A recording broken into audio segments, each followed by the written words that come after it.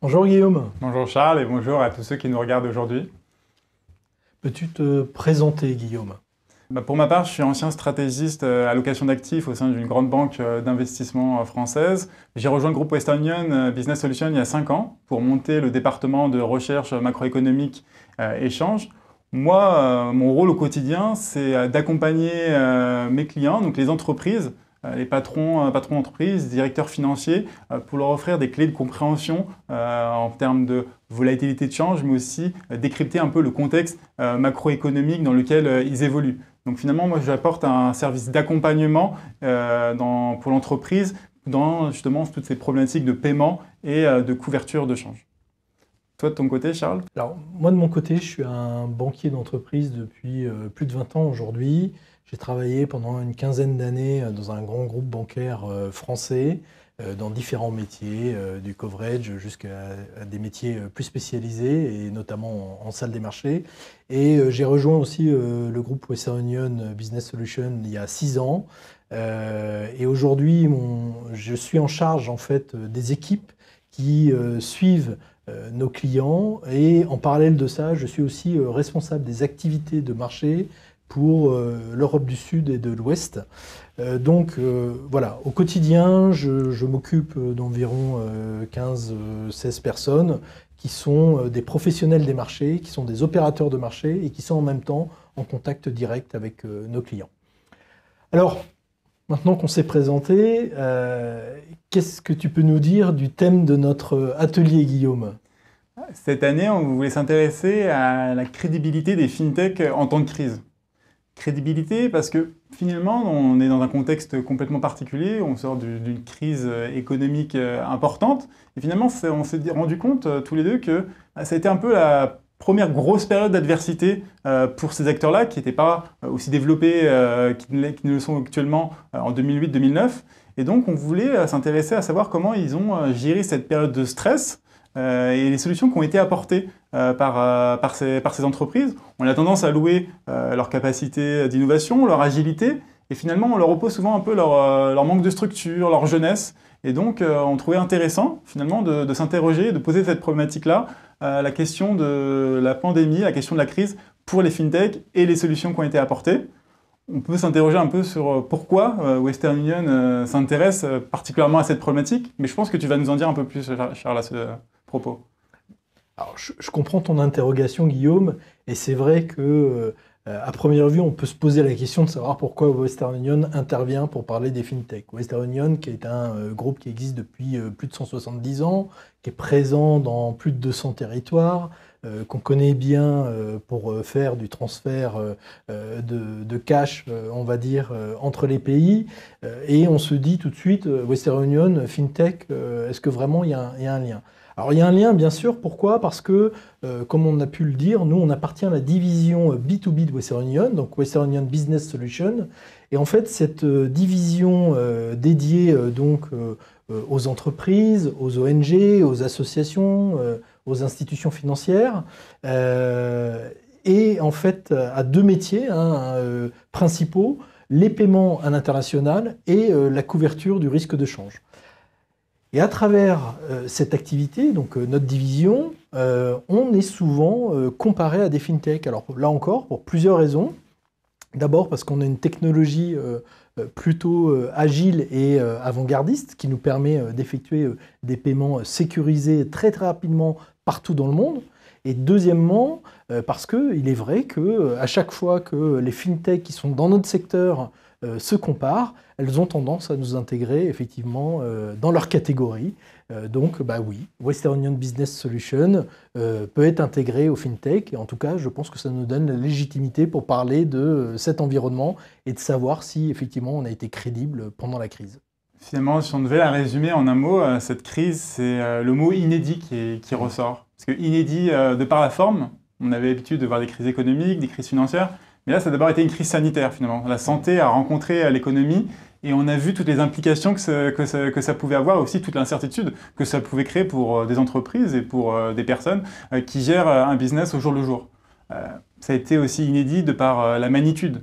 Alors, on parle aujourd'hui d'une contraction de l'économie mondiale de moins 3,5%. d'après les estimations du FMI. C'est 2 fois plus que ce qu'on a vécu en 2008-2009. Donc un impact et des dommages beaucoup plus lourds aussi à devoir gérer aujourd'hui, mais aussi demain, quand on se projette, quand il va falloir repartir. Inédit aussi sur les mesures de protection qui ont été mises en place. On a fermé les frontières, on s'est confiné, et finalement, ça a été aussi des problématiques pour les entreprises de toutes nouvelles. Gérer de la logistique, gérer la relation client-fournisseur. Et là, il y avait besoin aussi d'un éclairage à apporter. Et c'est là-dessus aussi que les fintechs se sont positionnés dans cette crise si particulière. L'autre point important, c'est le côté inédit, c'est sur les mesures de soutien. En 2008-2009, par exemple, on a vu beaucoup les banques centrales venir en aide, venir au soutien de l'économie.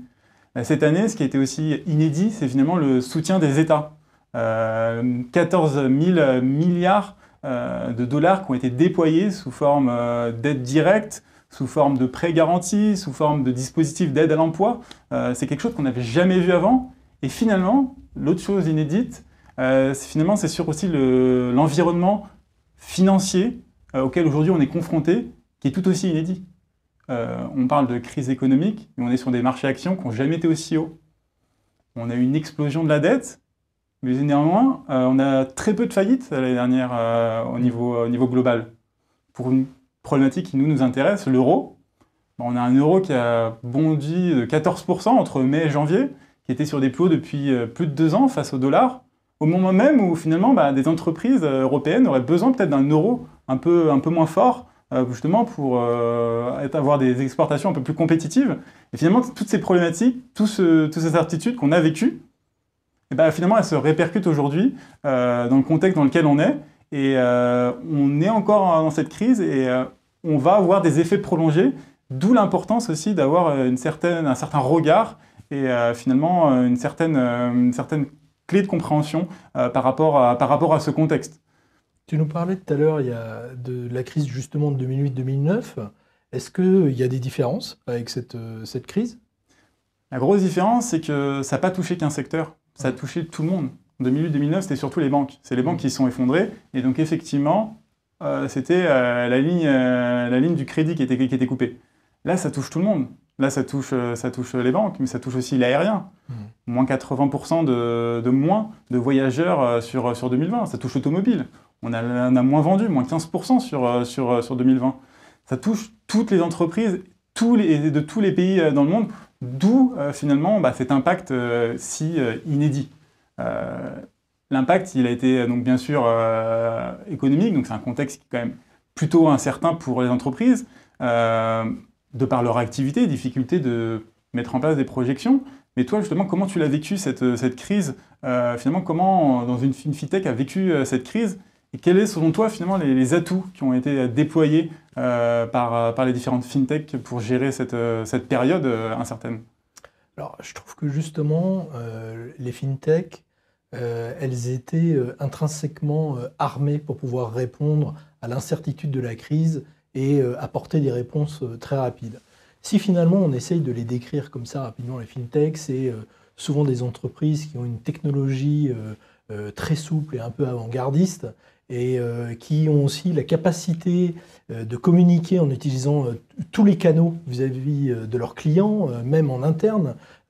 Et de ce point de vue-là, puisqu'on a tous été confinés, eh bien c'est vrai que c'était quand même pratique de pouvoir compter sur des fintechs qui ont des plateformes, qui ont des applications et avec lesquelles il était simple de communiquer. La deuxième caractéristique des fintechs, c'est que souvent ce sont des entreprises qui sont très réactives, de petites structures, donc ça leur permet d'agir justement très très rapidement. Et là encore, je pense que la plupart des fintechs ont eu cette capacité à pouvoir apporter des réponses immédiates. Pour faire le lien avec ce qu'on disait précédemment, de notre côté, le jour 1 du confinement, on était prêts. Pourquoi? Parce qu'on est tous équipés d'ordinateurs portables, parce qu'on avait déjà l'habitude de travailler un peu à distance. Et c'est vrai que peut-être par rapport à certaines banques traditionnelles, on a entendu que certaines salles des marchés étaient un peu compliquées à joindre, alors que de notre côté, on était totalement disponible et pouvant répondre déjà aux besoins de nos clients dès le premier jour. Le troisième point, et qui est aussi une qualité intrinsèque, je trouve, des fintechs, c'est qu'en général, elles sont spécialisées. Et c'est d'ailleurs notre cas. Nous nous sommes spécialisés dans le domaine des paiements à l'international et dans la gestion du risque de change. Ça veut dire quoi? Ça veut dire que d'abord, on est des experts dans notre métier, que nos clients travaillent avec nous aussi pour ces raisons-là. Et donc, à partir de et en parallèle, on a souvent aussi un nombre de clients peut-être un peu plus réduit, ce qui nous permet, on va dire, d'avoir un service un peu plus sur mesure avec notre clientèle.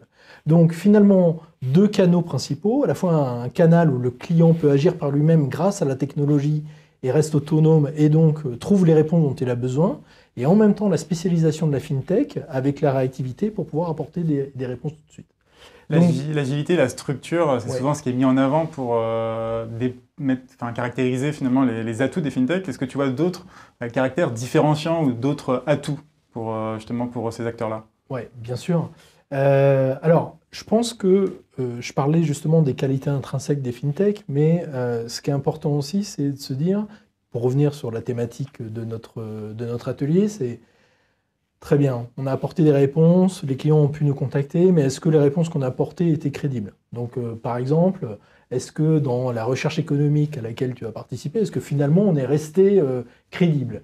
Là, les réponses sont plutôt positives, mais tu nous en diras un peu plus. Ce qu'on peut constater aussi pour parler des fintechs au sens large, c'est que 2019 et même encore 2020, alors qu'on était en plein Covid, on a vu les investisseurs apporter beaucoup d'argent, on va dire, à ces nouvelles sociétés. Donc, ces investisseurs ont en tout cas trouvé qu'il était crédible d'investir dans ces fintechs. Donc ça, c'est déjà une première réponse, la réponse financière. Ce qu'on a aussi remarqué, c'est que finalement, les grands gagnants chez les fintechs, c'était celles qui avaient déjà des clients, parce qu'effectivement, celles qui avaient déjà une taille existante et avec la possibilité de continuer à travailler avec ces mêmes clients, puisque tu le disais, hein, plusieurs secteurs ont été impactés, mais pas tous. Il y a des secteurs qui ont aussi profité de la crise. Donc ceux-là, il fallait les servir et bien les accompagner. Et ceux qui étaient peut-être un peu plus en souffrance, il fallait aussi leur trouver des solutions pour pouvoir les accompagner. Donc celles qui avaient des clients s'en sont plutôt bien sorties. La deuxième chose, c'est souvent celles qui ont été associées à un groupe solide. Et de notre côté, c'était notre chance, hein, puisque nous sommes, par notre technologie FinTech, mais nous sommes en même temps une banque. Donc nous avions cette solidité bancaire. Et enfin, ce qui me paraît important, c'est aussi le professionnalisme des équipes.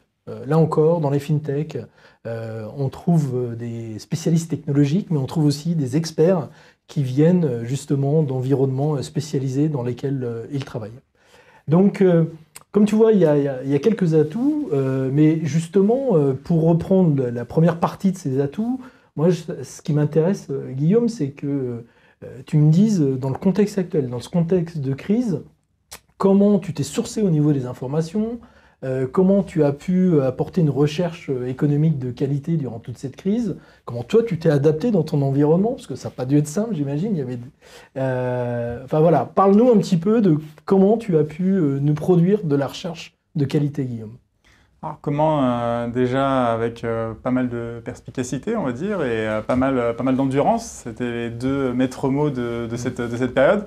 Mais s'il y a deux faits marquants finalement, deux impacts, on va dire, deux facteurs différenciants par rapport à avant, par rapport à la façon dont on menait la recherche avant cette crise, je dirais que c'est au niveau du rythme beaucoup plus soutenu.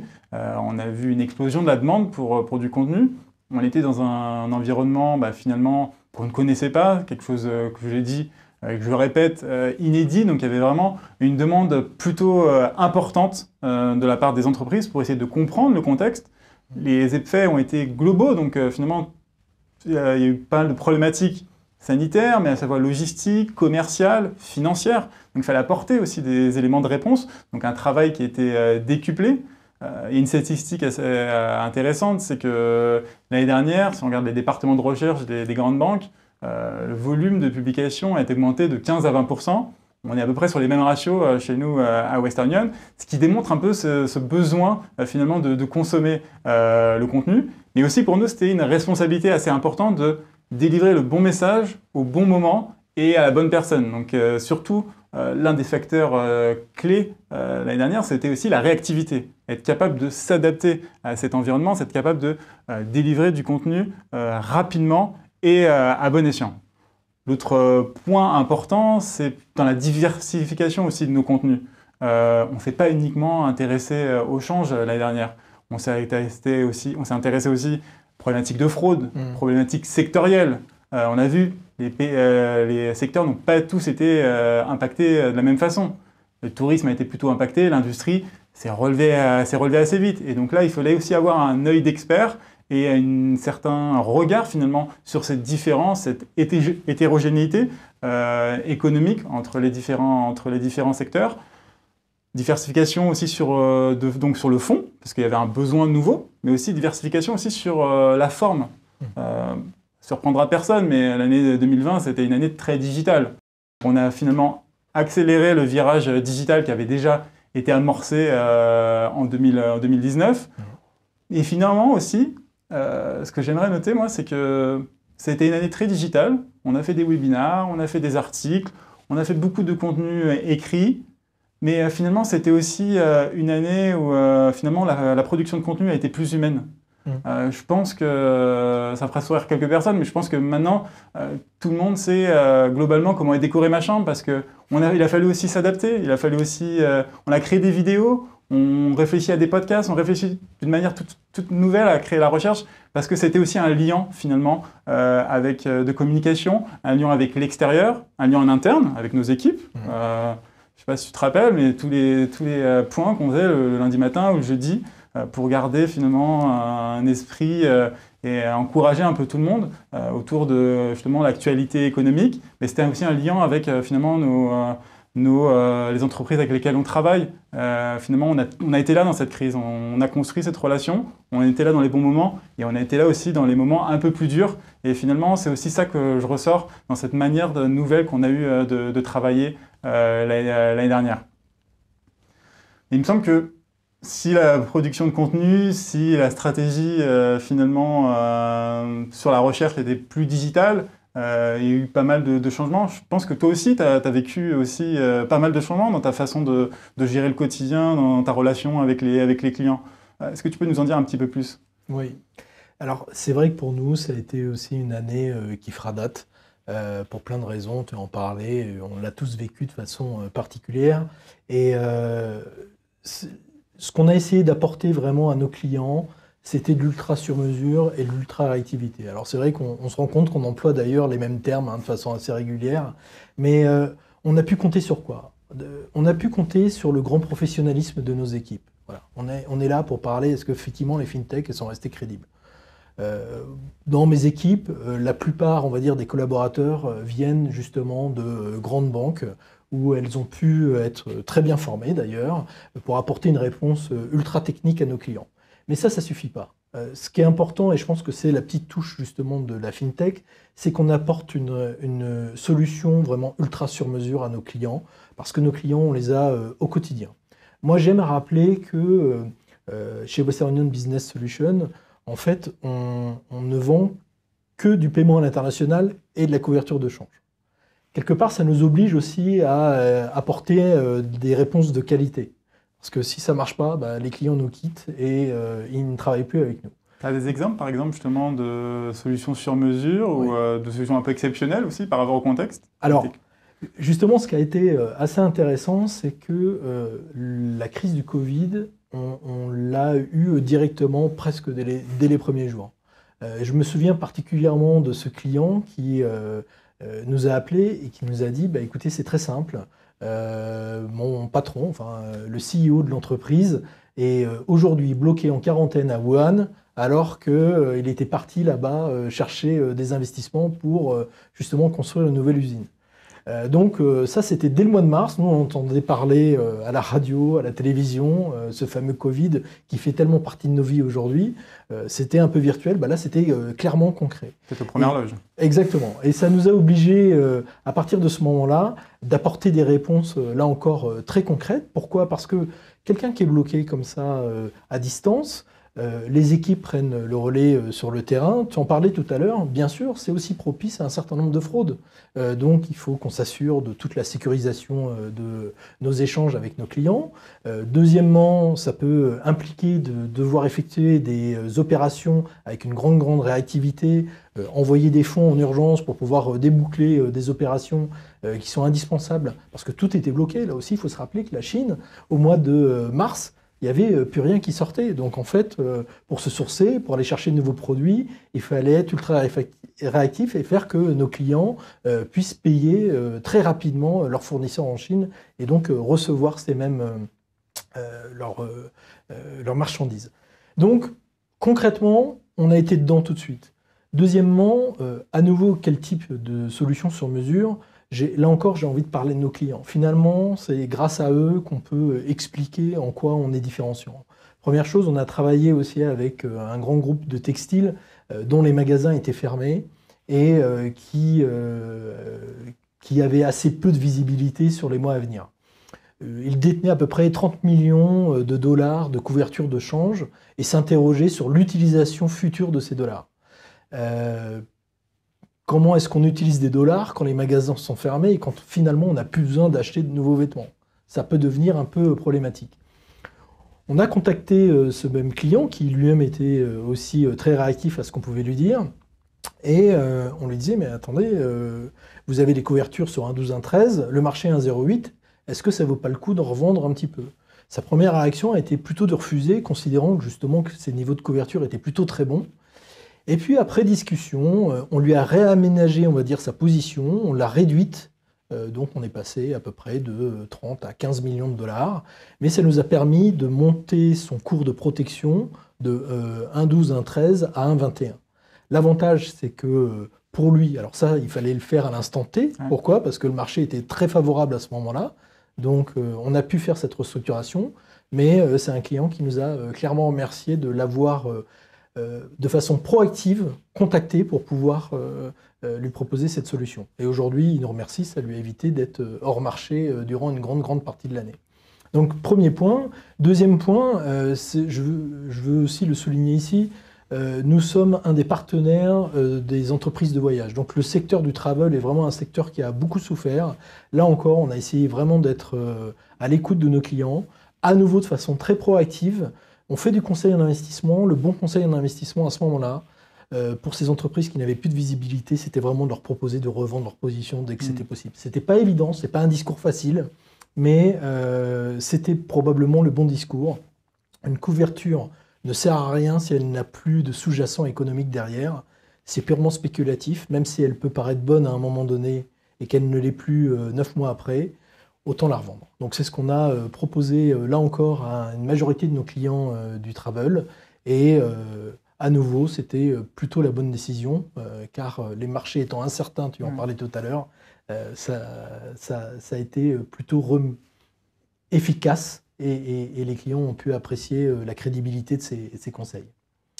Donc voilà un petit peu ce qu'on peut en dire. Alors, là, je viens de parler de nos clients, mais Guillaume, moi j'ai envie de savoir aussi comment ça s'est passé avec ta recherche finalement. Tu nous as dit, voilà, on a fait sur le fond, sur la forme, on a fait des nouveautés. Très bien, mais est-ce que ça a été jugé pertinent par nos clients et tes auditeurs?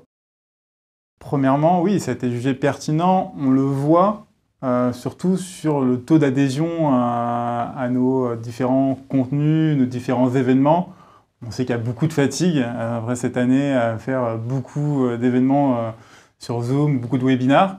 Finalement, il y a quand même toujours une certaine adhésion, c'est toujours importante sur la régularité. Finalement, la régularité, on l'a appréciée aussi chez nos clients. On a apprécié notre proximité qu'on a tenue tout au long de l'année et qu'on va continuer à tenir lors de cette phase de reprise à venir.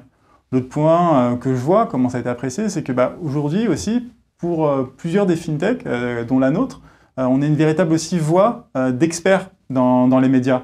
On est régulièrement repris, moi que ce soit par des médias professionnels comme la GFI, comme BFM. Aujourd'hui, on a une voix qui est reconnue et qu'on écoute et qu'on suit aussi. Et c'est ça qui était important et c'est aussi à ça qu'on mesure finalement la reconnaissance et la crédibilité que peuvent avoir les fintechs que ce soit en temps de crise, mais aussi sur des temps, on va dire, un peu plus normaux. Mais ça tient aussi, finalement, cette crédibilité qu'on acquit avec le temps, ça tient aussi, finalement, à une manière de travailler. Pour ma part, je me suis mis finalement quelques règles tout au long de cette année, mais que je vais continuer aussi à maintenir. Cette règle qui résume finalement en 3 lettres, un code rouge, RAID, pour réactivité. On en a déjà parlé, mais c'est être capable de continuer à offrir le contenu au bon moment. C'est ça qui est important, c'est de ne pas avoir le contenu trop tard, mais l'avoir au moment où c'est le plus opportun pour une entreprise qui doit investir à l'étranger ou qui doit gérer sa relation avec son client, qui doit payer ses factures. Donc la réactivité, c'est très important et c'est quelque chose sur lequel on va tenir et qui est fortement apprécié par nos clients. J'ai un exemple tout simple aussi, c'est quand la crise a débuté, tu parlais qu'on était prêt à travailler à distance. Nous aussi, avec notre équipe européenne, on a organisé un webinaire très rapidement, dès les premiers jours de mars, justement pour donner un peu des indications sur quels étaient les impacts commerciaux, économiques, monétaires de cette crise. Donc je pense que cette réactivité, elle est appréciée de tous et ceux qui ont su l'offrir, finalement, ont un réel atout dans leur manche. Je dis réactivité, je dis aussi endurance. On est sur une course de fond. Il ne s'agit pas de faire un sprint et de finalement s'arrêter au milieu de la route. L'endurance a été fortement appréciée. C'est sur la durée qu'on loue aussi une relation. Je l'ai dit, on est là dans les bons et dans les mauvais moments. Et donc voilà, c'est comme ça qu'on a solidifié aussi nos liens durant cette période. Et je pense que la recherche économique a été aussi un lien fort qui a permis de renforcer cette relation avec nos partenaires et avec notre client. Et le D, c'est pour diversification. On a tendance à se répéter, mais c'est aussi important de dire de par notre capacité d'innovation, de par cette volonté aussi, qui est propre aussi, je pense, à notre ADN, de vouloir penser un peu, pas comme les autres, mais différemment. Je pense que c'est quelque chose qui est apprécié. Il y a effectivement de la place pour tout le monde, mais il y a surtout de la place pour ceux qui tentent les choses. Et je pense que c'est la voie qu'on a voulu donner et qui a été finalement bien accueillie. En interne, en externe, comme je vous l'ai dit aussi dans les médias, où finalement, on a aujourd'hui une qualité d'expert qui est fortement reconnue. On arrive finalement, à travers cette petite exposé à la fin de notre atelier, je pense qu'on a vu, à travers ton expérience, à travers la mienne, la façon dont on a géré cette crise, que finalement, il y avait certaines qualités intrinsèques au FinTech qui étaient à même finalement de gérer cette adversité qui a été la crise du Covid. Capacité de gérer la crise, mais aussi capacité à gérer l'avenir. Comme je l'ai dit, on va amorcer la phase de reprise avec tout autant d'incertitudes différentes, mais néanmoins présentes, tout autant de questions sur quel secteur va redémarrer le plus vite, comment finalement faire face à des problèmes peut-être de trésorerie. Donc je pense que c'est aussi là qu'on va être présent et que c'est là que finalement les FinTech ont leur place. Toi, comment tu conclurais finalement cet atelier là-dessus ? Merci, oui Guillaume. Je crois que tu as raison en fait. Néanmoins, la crise n'est pas terminée, tu en parlais, bien sûr, ça peut rebondir, mais aujourd'hui, elle n'est pas terminée. Des enjeux énormes sont devant nous et avec les nombreux challenges, on va dire, qui s'annoncent, moi j'ai envie de te donner rendez-vous, Guillaume, dans 1 an pour voir quels nouveaux éléments on pourra apporter à cette thématique.